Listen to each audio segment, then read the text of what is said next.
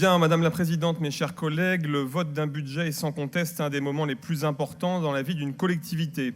C'est ce vote du budget qui doit vous permettre d'agir pour notre région et ses habitants que nous aimons pour les 12 mois à venir.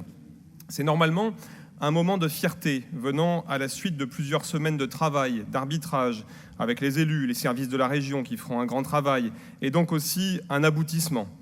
Le rôle d'une opposition n'est pas de s'opposer pour s'opposer, mais de rappeler à l'exécutif les points faibles de ce document et de votre gestion, les pistes d'amélioration de manière intelligente et constructive pour vous pousser à modifier votre politique et à rééquilibrer certaines choses.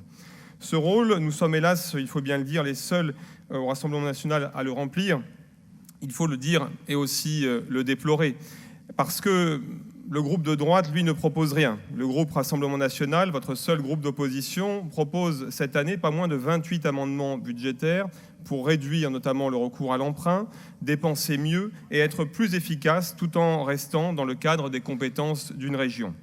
Mes collègues Frédéric Cabrolier et Gérard Prateau vous présenteront ces amendements dans quelques instants dans leurs interventions. Mon rôle de président est d'en faire la synthèse et de parler de votre politique générale et du budget dans sa globalité, de se demander quelle Occitanie nous voulons demain. J'y reviendrai dans un instant. Sur la gestion d'abord, je peux vous dire de quelle région nous ne voulons pas. Nous ne voulons pas d'une région qui aggrave sa dette sans prévoir un plan de désendettement. De ce point de vue-là, nous vous adressons un premier carton rouge, car vous aggravez la dette et son encours de manière constante depuis votre élection. De 1 521 millions d'euros d'encours de dette en 2015, nous sommes passés à 1 593 millions en 2016, 1 793 millions en 2017, 1 928 millions en 2018, 1 988 millions en 2019, 2 120 millions annoncés en 2020, 2 243 millions prévus en 2021, 2 366 millions prévus en 2022. Est-ce cela que les habitants d'Occitanie veulent? Nous ne le croyons pas.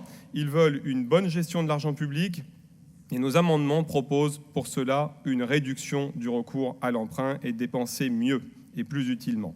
Alors ceci étant dit, il faut maintenant se poser la question de savoir pourquoi vous empruntez et ce que vous faites de cet argent. Vous nous dites que votre gestion est merveilleuse, fantastique, que vos dépenses d'équipement seraient historiques. Hélas, les chiffres disent le contraire. Vous annoncez 1 239 millions de dépenses d'équipement et subventions d'investissement.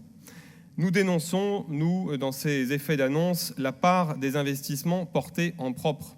Car avec 1 239 millions d'euros de dépenses d'équipement, vous devriez avoir un FCTVA, Fonds de compensation pour la TVA, de 200 millions d'euros. Hélas, vous nous annoncez en page 8 de votre document un FCTVA à 62 millions d'euros seulement. Ce qui veut dire que vous portez moins de 400 millions d'euros de dépenses d'équipement directes. C'est peu pour une région, nous tenions à le dire ici. C'est d'autant plus dommageable que certains lycées d'Occitanie, compétences région, sont en mauvais état et que des investissements y sont indispensables. Beaucoup de personnel des lycées nous en parlent régulièrement et déplorent des lenteurs et un manque de moyens. Ils attendent des actes, Madame la Présidente, notamment sur la sécurisation de certains établissements. Nous le redisons, finalement, c'est une très faible proportion des dépenses d'équipement qui est portée directement par le Conseil régional. Je sais bien qu'à chaque fois, après nos interventions, il y a une désinformation dans la réponse, qu'on prétend que nous avons dit qu'il n'y avait que 400 millions d'euros d'investissement. Ce n'est pas ce que je dis. Ce que je dis, c'est que vous portez directement très peu d'investissements et que tout le reste, ce sont finalement des subventions que vous donnez à d'autres. Et ça, il faut quand même le remarquer et le regretter. Souligner qu'en fait, lorsque vous empruntez finalement pour financer les projets des autres. Vous tendez aussi le bâton pour qu'on vous dise que les régions sont des coquilles vides qui ne font au final que distribuer des subventions. C'est bien de le faire sur certains sujets. Lorsque vous êtes dans les compétences de la région ou dans un rôle d'aménageur du territoire, j'avais déjà cité l'an dernier les pôles d'échange multimodaux. Ça, c'est de l'aménagement du territoire. La mise à niveau des équipements sportifs régionaux, ça aussi, c'est de l'aménagement du territoire, car les communes ne peuvent pas porter ces investissements et la région doit aider. On sait que les dotations de l'État pour les communes, les communautés de communes, les départements sont très faibles et que ces acteurs-là ont aussi besoin du soutien du département, de la région, etc. Mais quelque part, on se dit aussi que consacrer la majorité de nos investissements à des subventions, ça montre que les régions sont des coquilles vides, mais on peut en débattre. On aimerait d'ailleurs vous entendre sur ces sujets-là. Pourquoi si peu d'investissements sont-ils portés en direct par la région? Est-ce que vous l'assumez? Et comptez-vous porter davantage d'investissements en direct à l'avenir? Ou pensez-vous qu'une région n'a vocation qu'à être une boîte aux lettres financière qui redistribue parfois de manière suiveuse? Au-delà de la com, nous aimerions sincèrement savoir de quelles dépenses d'investissement portées en direct vous êtes fiers aujourd'hui, car de ce point de vue, il y a, nous devons vous le dire, beaucoup de choses que nous ne partageons pas, et notamment votre soutien à l'éolien. Alors, l'éolien, on va en parler quelques instants, parce que je crois que ça, c'est un sujet qui est primordial. C'est la dénaturation, la pollution des paysages, le bouleversement de l'écosystème, une menace pour la biodiversité, un démantèlement sur lequel vous ne vous interrogez pas et qui sera pourtant un fardeau pour les générations à venir. Les éoliennes ne permettent pas de réduire les émissions de gaz à effet de serre, elles sont même co-responsables de l'augmentation insupportable du prix de l'électricité. L'éolien et l'éolien offshore sont de véritables scandales écologiques, des scandales coûteux qui sont le fait des obsessions délirantes d'une partie de votre majorité. C'est pourquoi nous vous proposons d'économiser 20 millions d'euros sur ce budget, sur ce chapitre de l'éolien, qui est une dépense dont nous pouvons largement nous passer. En matière d'environnement et d'écologie, on peut noter en revanche votre très petite vision en matière de canaux sur le volet action territoriale, 5 millions d'euros en AP, 1,5 million en CP sur le canal du Midi en page 38 de votre rapport, c'est très peu, et 145 000 euros sur le canal du Rhône à 7, formidable, hein, page 55 du rapport, une aumône, alors que nous vous alertons sur l'importance de nos canaux et les enjeux stratégiques depuis 4 ans, visiblement en vain.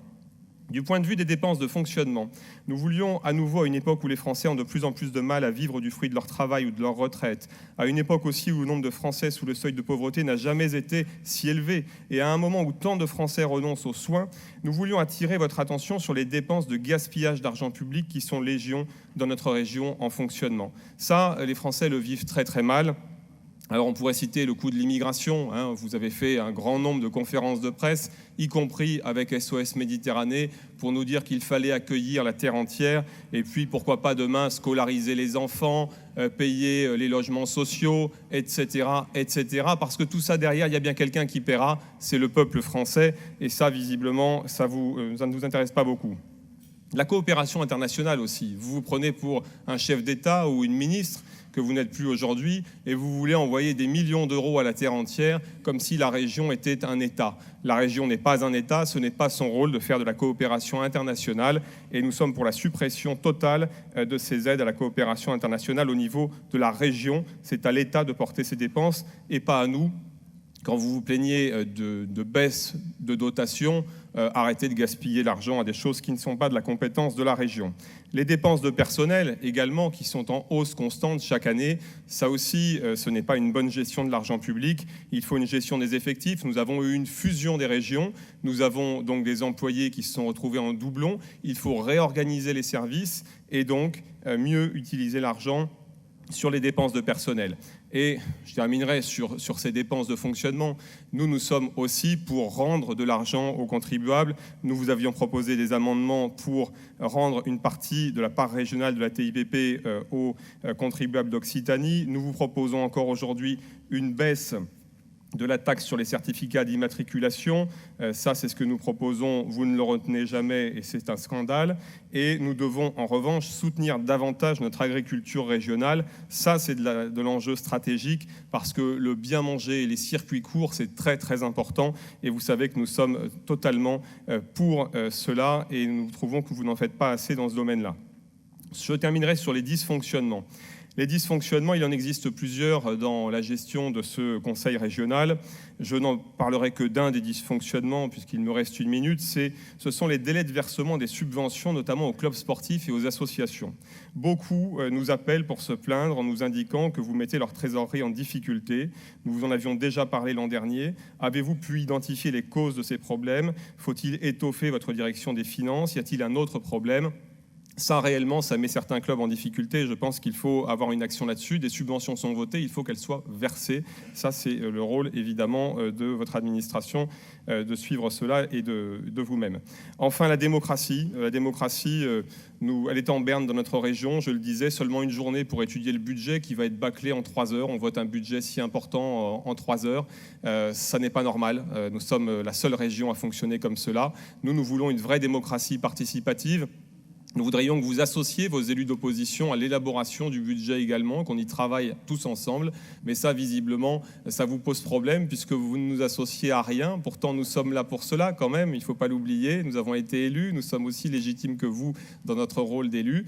Et nous voulons pouvoir travailler sur le budget avec vous en amont. Alors, faute de cela, nous proposons des amendements. Nous faisons le boulot, nous faisons le taf. 28 amendements proposés. Et donc, nous sommes prêts pour diriger la région et proposer en son temps un budget qui sera plus ambitieux et plus important pour l'avenir du territoire. Je vous remercie.